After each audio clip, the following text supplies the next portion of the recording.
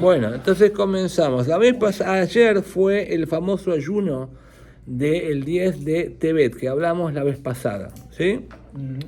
El, 8 en punto. uno de los temas que no tocamos de este ayuno es el hierro. Hay una profecía que Dios le dice al profeta Ezequiel, justamente, me parece Ezequiel, creo que Ezequiel, sí, me acuerdo que Ezequiel, que le dice claramente: toma una sartén de hierro y poner una placa de hierro. Y eso se refiere, es una referencia, es una profecía que tiene que ver con la destrucción del templo. Que el hierro fue, y creo que sigue siendo usado, no sé, hoy en día quizá seguro hay muchos otros tipos de armas, pero tradicionalmente durante toda la historia de la humanidad el hierro fue el elemento, el material que se usó para hacer armas, ¿sí? Hay una de las leyes que el templo, los templos, el primero y el segundo templo, no pueden tener hierro. Si tenía muy poquitito, casi nada o nada. ¿Por qué? Porque el propósito de la Torá, Dios entregó la Torá para traer paz al mundo, paz universal. Y el templo es el lugar físico y espiritual también, en el cual se pueden cumplir toda la Torá, todos los preceptos. Para cumplir todos los preceptos de la Torá necesitamos el templo. Por consiguiente, el templo es un símbolo de paz universal. De hecho, la paz universal, lo mencionamos esto antes, la paz universal más grande de toda la historia fue justamente cuando el rey Salomón construyó el primer templo. Nunca el mundo presenció una paz tan grande en todo el mundo como en los tiempos del rey Salomón. Y por eso entonces es que tanto el primero como el segundo templo no se usó hierro para la construcción. Había piedra, pero hierro no se usó. Y sabemos que de todas las cosas, y esto tiene que ver, esta profecía que dijimos antes, mencionamos el profeta Ezequiel y Ezequiel, habla justamente de que se va a destruir el templo. Lamentablemente el templo, que es un ejemplo, es el símbolo de paz universal, va a venir el emperador Nabucodonosor, el babilónico, uno de los emperadores más grandes, y él va a destruir justamente con hierro.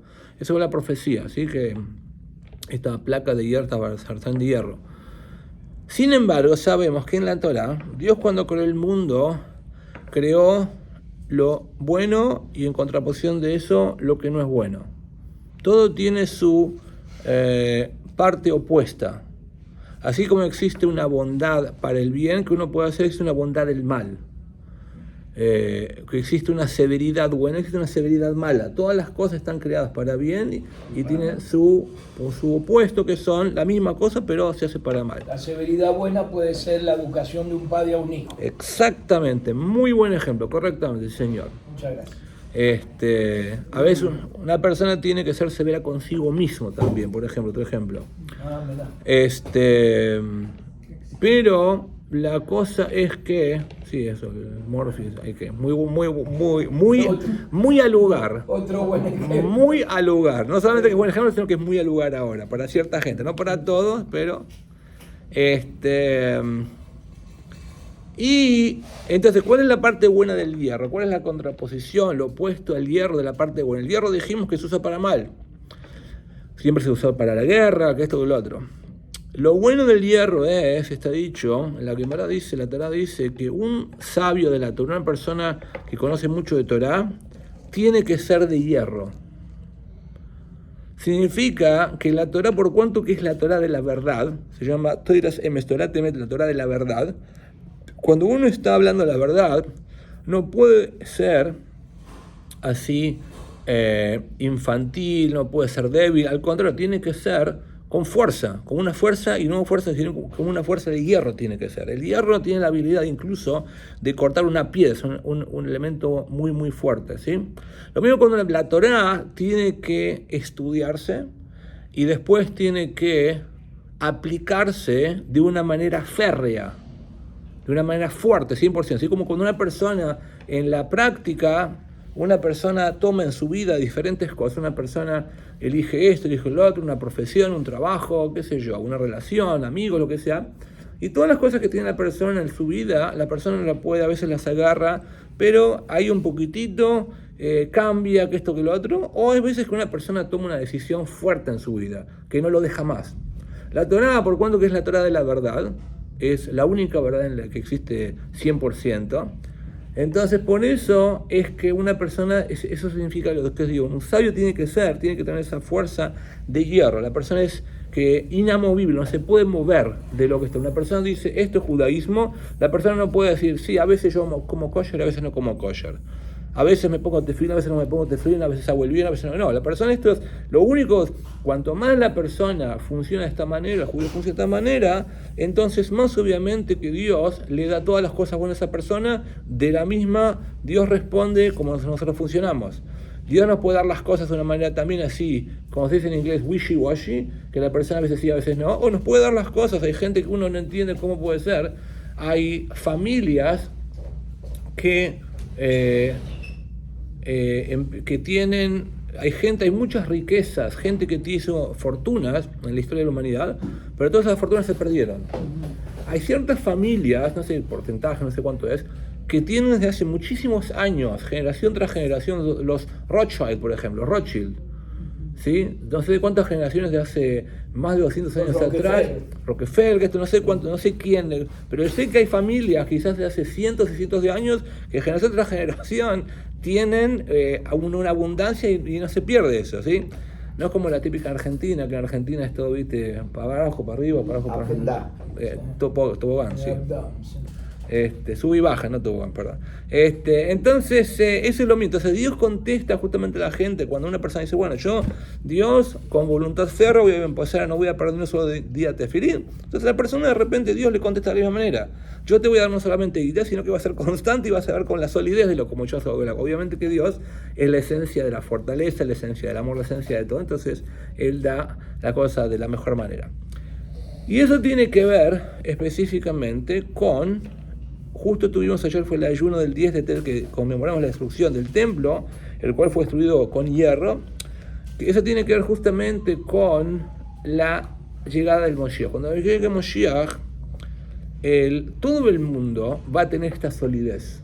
Hoy en día, por cuanto que Dios está oculto, entonces, por eso es que nosotros, a la gente, al no verlo a Dios, al no percibirlo a Dios de manera tan fehaciente, tan concreta, entonces eso da lugar a que la persona a veces no sea tan sólida con su judaísmo. Cuando venga Mashiach, se va a revelar la verdad absoluta, completa. Entonces ahí no va a existir ni una sola persona en el mundo la cual no tenga esta voluntad férrea, súper, hiper férrea, con respecto a Dios, con la verdad. Todo el mundo se va a aferrar a eso 101% como el mejor de los mejores, ¿sí? Ahora, Shlomo, cuando llegue Mashiach, ¿hay posibilidad que alguien, incluido los sin, que se niegue? ¿Se niegue a qué? A aceptarlo, a cumplir, a todo lo que vos nos enseñás. Va a ser, es una buena pregunta. La contestación es no, nadie se va a poder negar. No. Lo único que te puedo decir es que va a haber etapas. No es que el mundo va a haber muchos cambios cuando venga Mashiach, y todo va a ser paulatinamente, para que todo el mundo lo pueda absorber, cada uno de acuerdo a su nivel. Entonces, al final, nadie se va a negar ni a lo más mínimo. Ahí está. Al principio de todo, si me decís, Mashiach viene ahora, ¿va a haber gente que se va a negar un poquito? Sí, puede ser que al principio, los primeros momentos, los primeros días, al principio, no sé cuánto va a durar, puede ser que haya alguno que no va a poder aceptar, que le va a ser difícil para aceptar, ¿sí? Pero eventualmente, no estamos hablando solamente de una revolución en el mundo. Hubo varias revoluciones de todo tipo en el mundo, revoluciones espirituales, revoluciones de intelecto. Acá estamos hablando de la revolución, el cambio más radical de toda la historia de la humanidad. Porque Dios se va a revelar completamente. Cuando Dios se revela completamente, obviamente, que nadie le puede hacer. Dios no tiene opositores. Nadie le puede oponer a Dios. La gente puede hacer guerra entre dos seres humanos, pero con Dios no puede existir la guerra. Si Dios se revela completamente, entonces obviamente todo el mundo se va a tener que anular sí o sí. Pero lo interesante es que todo el mundo lo va a elegir a Dios de manera voluntaria. No va a ser a la fuerza, no va a ser que la gente, porque la gente va a empezar a darse cuenta que esa es lo mejor que le puede pasar a uno.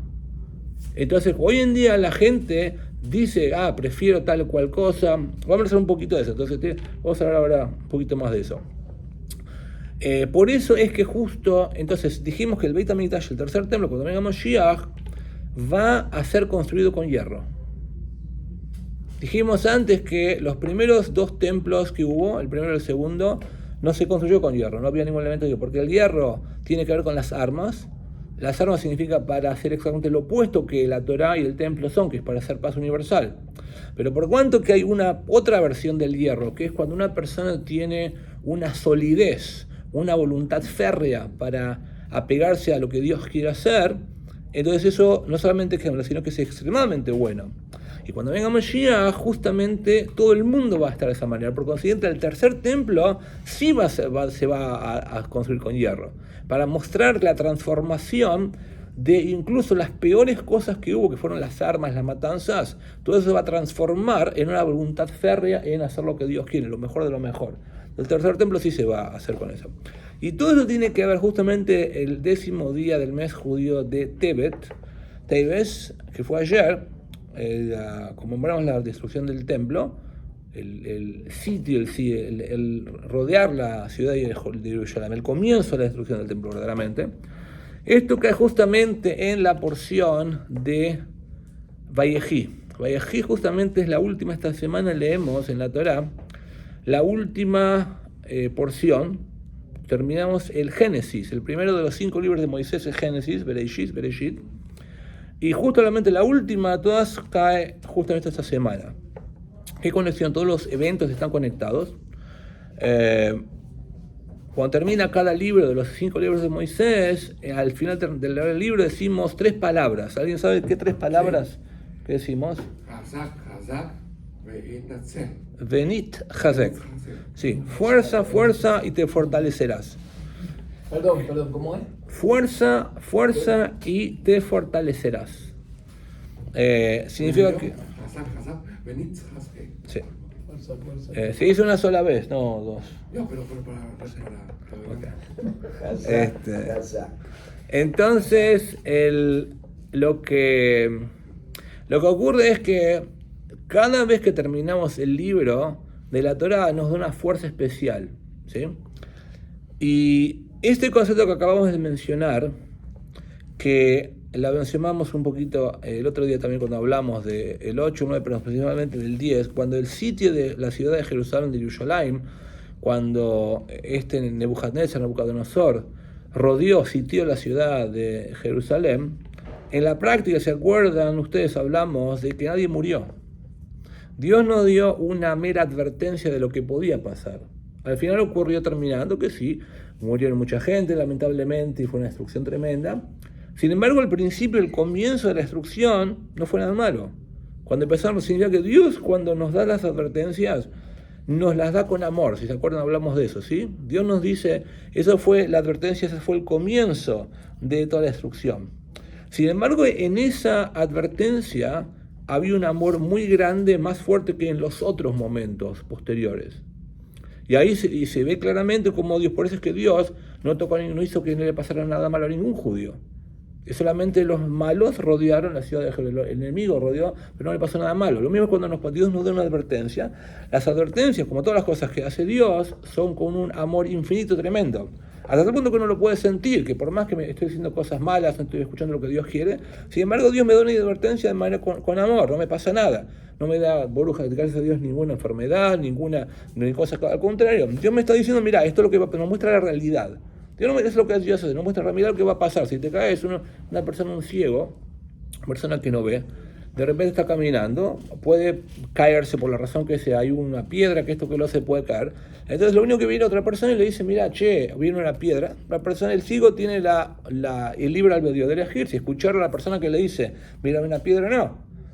Lo mismo nosotros, la Torah, Dios viene y nos dice, esto es así, hay que ponerse el tefilín todos los días, hay que comer kosher, hay que ayudar al prójimo, hay que hacer las cosas. Nosotros tenemos Dios nos da el libre albedrío para elegir si hacer eso. Pero la verdad es una sola cosa, obviamente que todas las cosas tienen sus consecuencias.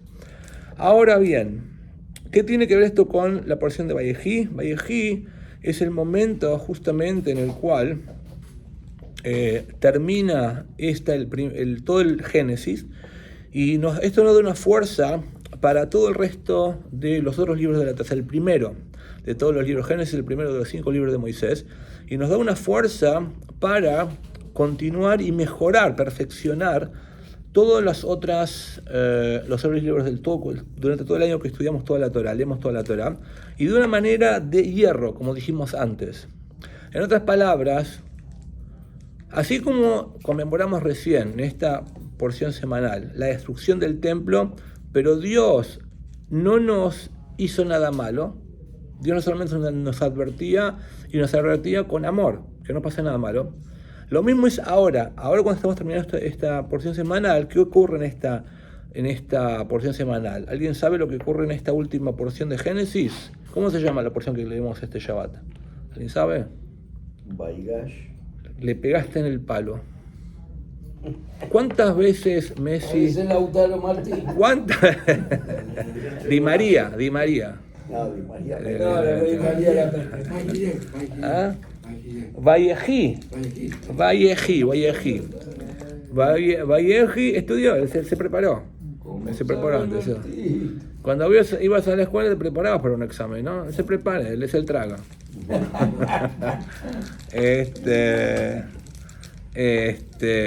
¿Viste que se sienta en el primer asiento, le trae una manzana a la maestra, siempre para? El libro de Génesis se termina este viernes. Sí, este Shabbat. Shabbat. Sí, señor, exactamente. Después comenzamos al segundo libro, que vamos a hablar la semana que viene, que se llama Éxodo, ¿sí?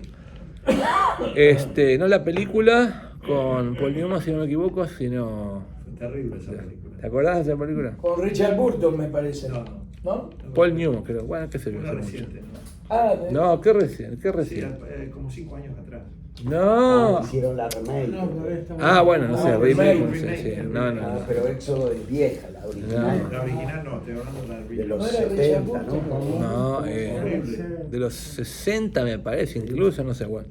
Pero bueno, la cosa es que Éxodo, ese segundo libro, ¿qué es un pajarito? ¿O? No, es el perro No sé, chileno, parece. no sé cómo apagarlo. De pierna de Sí, ¿te acuerdas? Sí.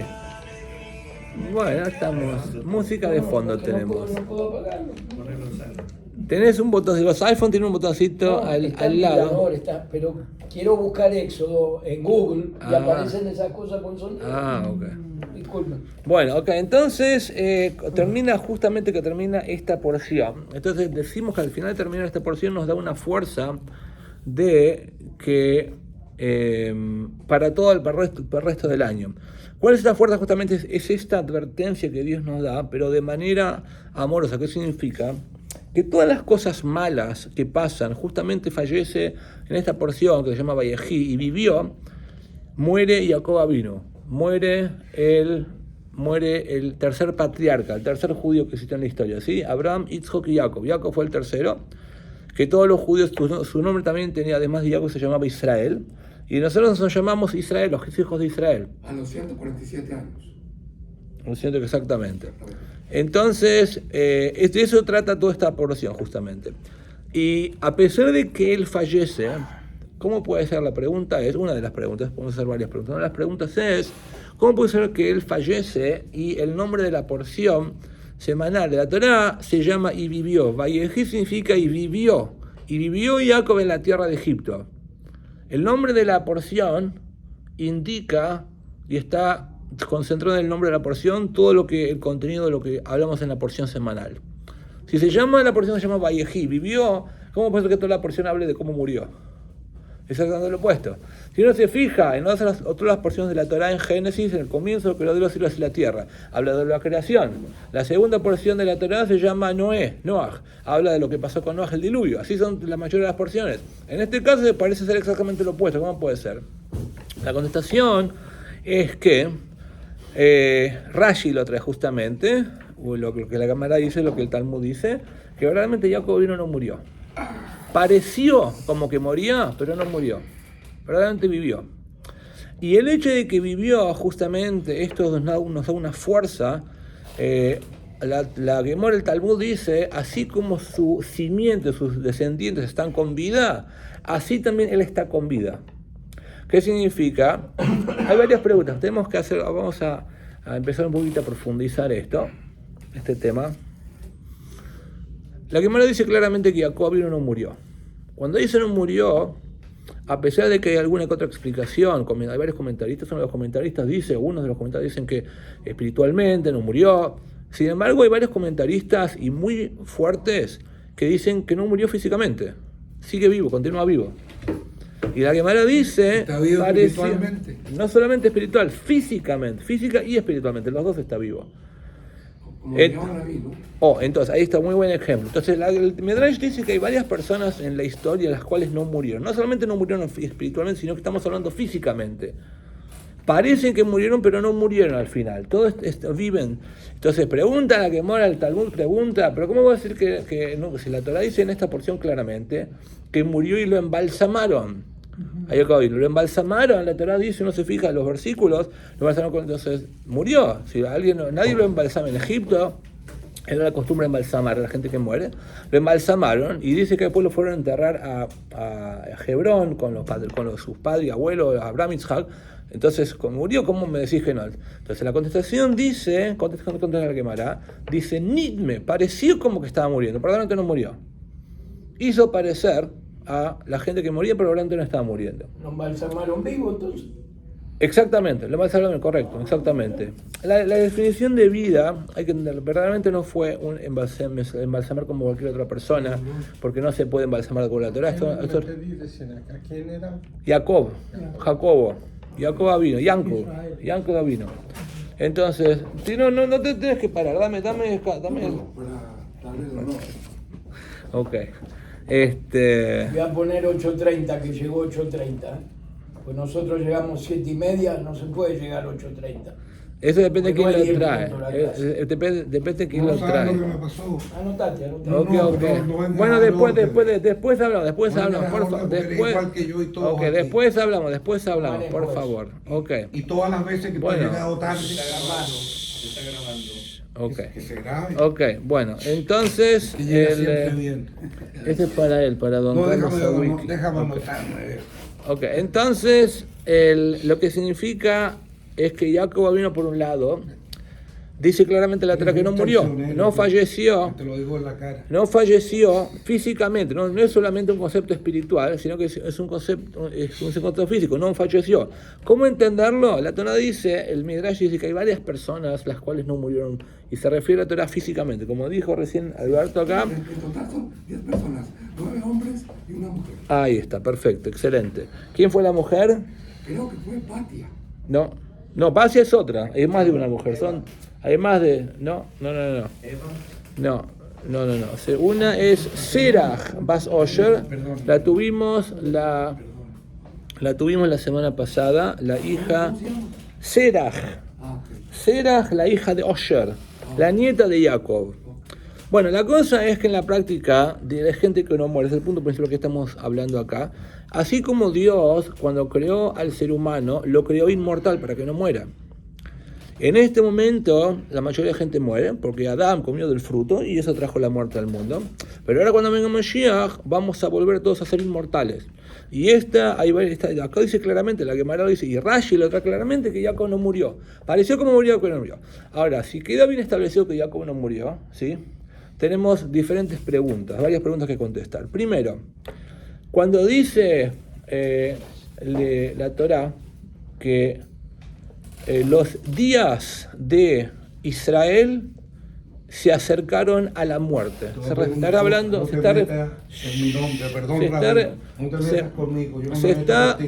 está refiriendo que Jacob se está refiriendo a que Jacob, los días de Jacob se acercaron a la muerte. Entonces, la misma Torah, ¿cómo puede ser que si la Torah dice que los días de Jacob se están acercando a la muerte, ¿cómo puede ser que, por otro lado, la misma Torah dice que no murió? Está bien, tenemos que pareció como, pero se están acercando a la muerte. Segunda pregunta, no es la única observación que la Torah hace que murió. Sabemos que cada palabra en la Torah es exacta. Si la Torá dice, de hecho, Jacob dice, Rashi dice, el exégeta, el comentarista más grande de la Torá, dice que Jacob pareció como que murió, pero verdaderamente no murió. ¿Por qué? Porque la palabra de ciertas personas que no murieron, la Torá no dice que murió. Al principio de la porción dice que los días de Jacob se acercaron a su muerte. Pero después en la práctica, cuando murió en vez de morir, dice hay diferentes personas que dicen que se reunió con su pueblo, no usa la palabra que morir. Entonces, por eso la Torá dice claramente que no murió. Sin embargo, si vemos otros versículos antes, sí la misma porción de la Torá dice que los días de Jacob se acercaron a la muerte, usan la palabra muerte. Entonces es una contradicción. Segunda pregunta. La Torá dice que los ojos, por cuanto que el exilio egipcio, que fue el primero de todos los exilios que sufrimos, comenzó justamente, y Rashi lo atrae, el mismo comentarista, que dice que Jacob no murió, trae el Talmud de eso, dice que por cuanto que Jacob murió, entonces ahí comenzó el exilio del pueblo judío. Primero hay dos preguntas. Primera pregunta es que, ¿cómo te vas a contradecir? Si primero más adelante dice que no murió. Ahora sí que por cuanto que Jacob murió, se cerraron los ojos de Jacob, entonces dice que ahí comenzó el exilio. ¿Por qué va a comenzar el exilio egipcio si verdaderamente no murió? ¿Sí? Y por eso es que el nombre de la porción de la Torá se llama Vayehi, vivió, porque verdaderamente no murió. Entonces, ¿en qué quedamos? ¿Murió o no murió? Otra pregunta más es que el exilio no comenzó cuando Jacob murió. Rashi dice acá que sí murió. Si vamos al final de esta porción, ¿qué pasó? O al comienzo de la porción venidera siguiente, dice que recién cuando uno de los hijos, el último de los hijos de Jacob murió, Levi, cuando Levi muere, recién ahí es que empieza el exilio egipcio. Entonces, ¿por qué dice acá que empezó el exilio? ¿Por qué Rashi trae que murió cuando murió Jacob? Son varias preguntas. ¿Cómo contestamos estas preguntas? Este es uno de los puntos principales de la moraleja que tenemos que sacarle, la lección que tenemos que sacarle a todo esto. Existen dos, antes que eso tenemos que entender que hay diferentes tzadikim en la historia que no murieron. Y sin embargo fueron enterrados. En este caso Jacob fue enterrado. A lo que Alberto dijo, el profeta Elías, Noví, él no fue enterrado. Él subió arriba y viene acá cuando quiere. Pero hay gente que sí fue enterrada.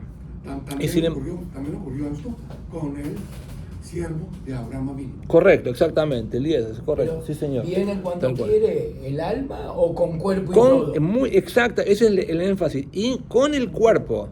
Con el cuerpo, justo eso es lo que estamos haciendo, porque no murieron, no murieron. Exacta, ahí está, exactamente. Entonces, ¿cómo entendemos esta toda? Que por un lado, la Torá dice que murió, por otro lado parece que no murió. Entonces, si analizamos bien los versículos, dice lo siguiente. Cuando está a punto de morir y se acercaron los días de Israel para que muera, no dice Jacob, dice Israel. ¿Por qué Israel? Porque los hijos de Israel, nosotros llamamos, y cada judío llamado Israel, la familia de Israel, de Jacob, ellos percibieron que él estaba muriendo. Ellos sabían que no murió, eran todos tzadikim, eran todos justos.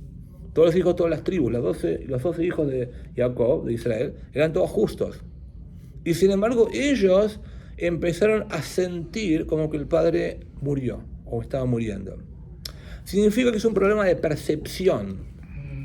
Puede ser interesante justo en las palabras exactas que dice el Talmud, cuando el Talmud, la Gemara pregunta exactamente cómo no murió, si lo embalsamaron que esto que lo otro, ¿qué contesta la Torá? Pareció como que estaba muriendo. ¿Qué digo que pareció? Pareció que murió, sino que probablemente no murió, ¿sí? Pero la gente, incluso la familia de él, no percibió que no estaba muriendo, o no quisieron percibir la verdad. Y esto es un tema muy, pero muy, muy, muy importantísimo, que tiene que ver con todo el judaísmo. ¿Qué es la verdad? Dijimos antes que la Torá se llama la Torá de la verdad. ¿Por qué se llama la Torá de la verdad? Verdad no significa solamente cuando uno no miente. Emet, ¿no? Emet, correcto, Emet, sí señor. ¿Qué significa Emet? Emet significa que algo es de la misma manera en cualquier lugar y en cualquier momento. Eso es algo que es verdadero. Por ejemplo, una relación entre dos personas, amigos, parientes, quien sea. cuando el amor, la relación que hay entre esas dos personas, no importa dónde estén y cuándo estén, en todo pasa el tiempo, y ese sentimiento perdura, es un sentimiento verdadero. Cuando la cosa cambia constantemente, significa que la cosa no era verdadera. Lo mismo es en todos los ámbitos de la vida. Por eso es que la palabra, de acuerdo a la numerología, la palabra, sabemos que en hebreo, cada letra en hebreo es un número, y la palabra emes, emet, en hebreo, es 441, son 3 letras, emes, alef, mem y sov. Y Por eso la yeshiva, Lando, está en la 441. Ahora, Sí, ahora. un poquito, no está en la 441, un poquito más al norte, al oeste de la costa. Ahorita pasa por ahí, por esa calle. Casi, pero no importa. Lando, Ok. ¿cómo se llama? Completo, ¿cómo es el nombre ahorita?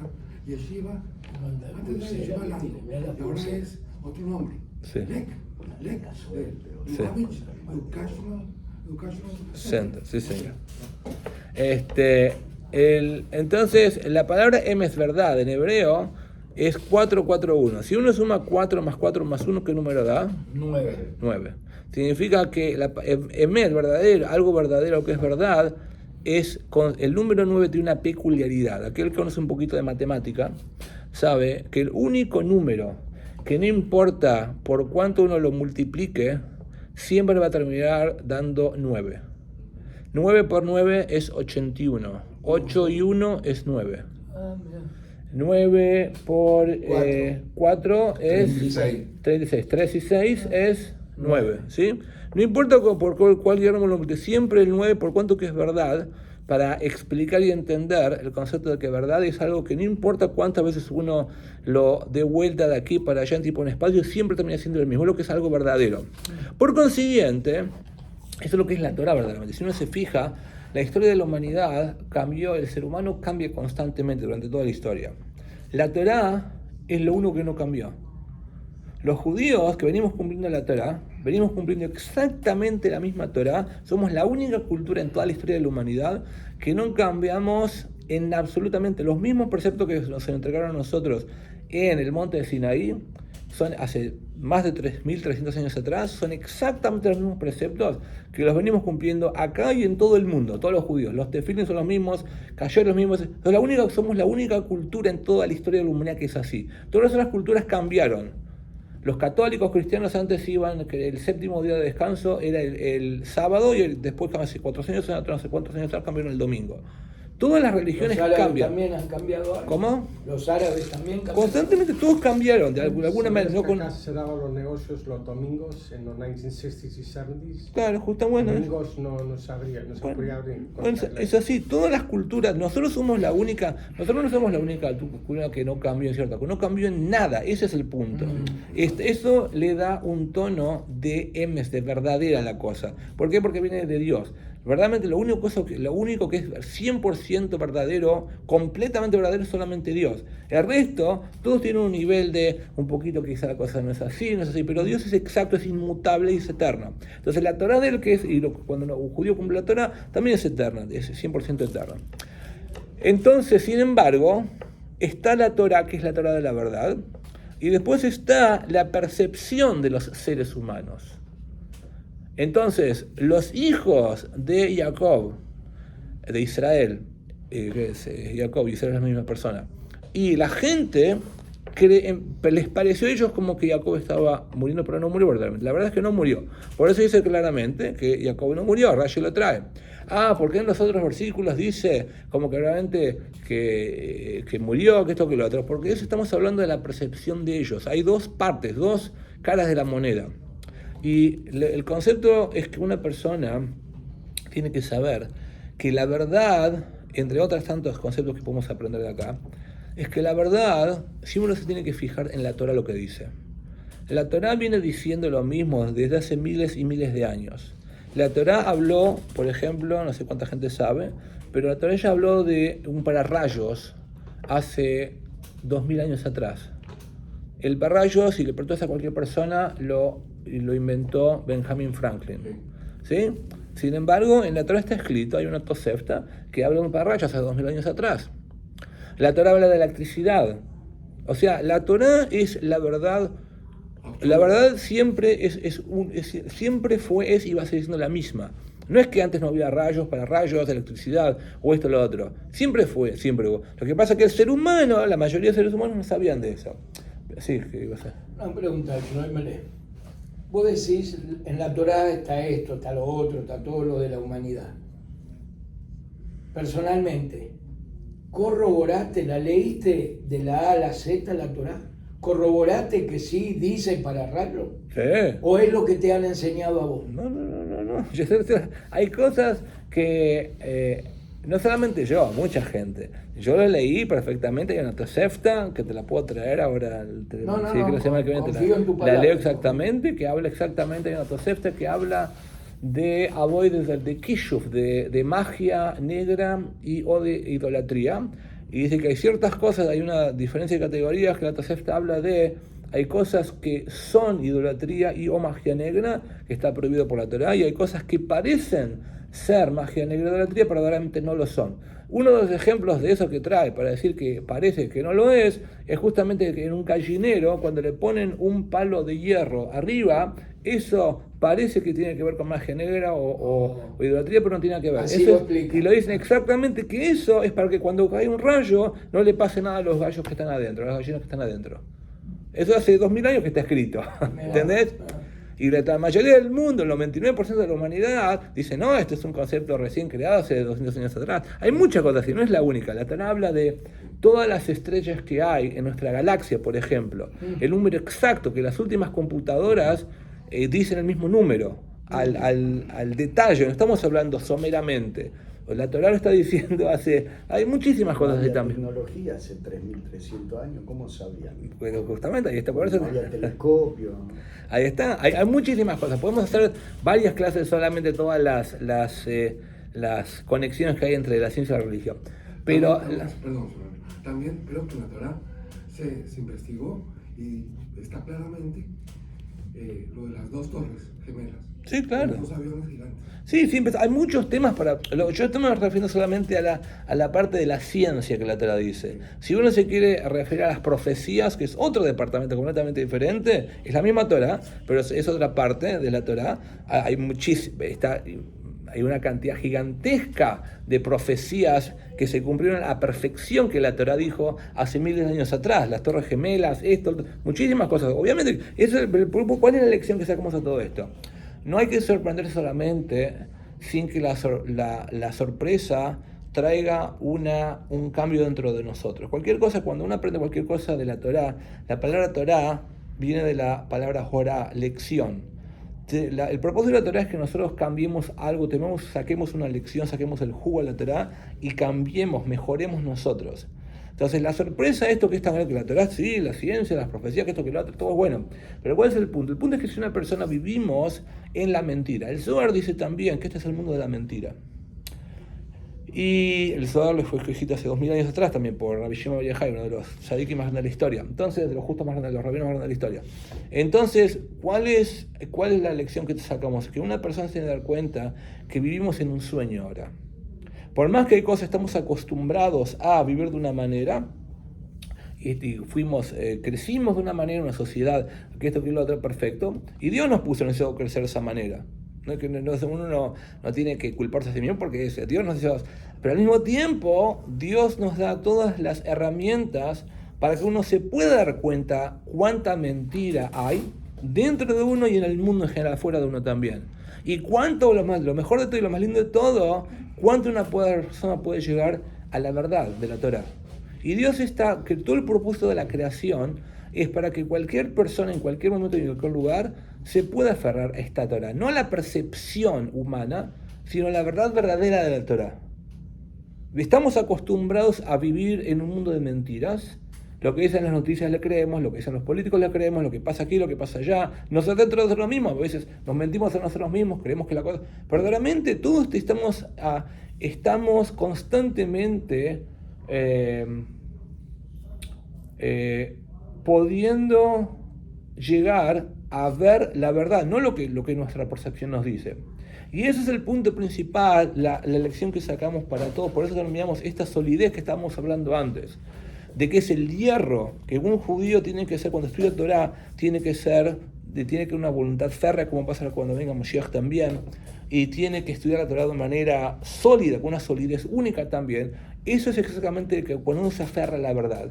Si una persona que se aferra a la mentira, eso significa que la persona es wishy-washy, que la persona cambia de aquí para allá constantemente, los pensamientos, los sentimientos. Cuando una persona se empieza a aferrar a la Torah, la persona dice, de ahora en más, ni un solo día va a pasar sin que me ponga tefilín. Kasher significa que voy a cumplir kasher 100%, ni una sola vez más va a entrar en mi boca algo que no sea kasher.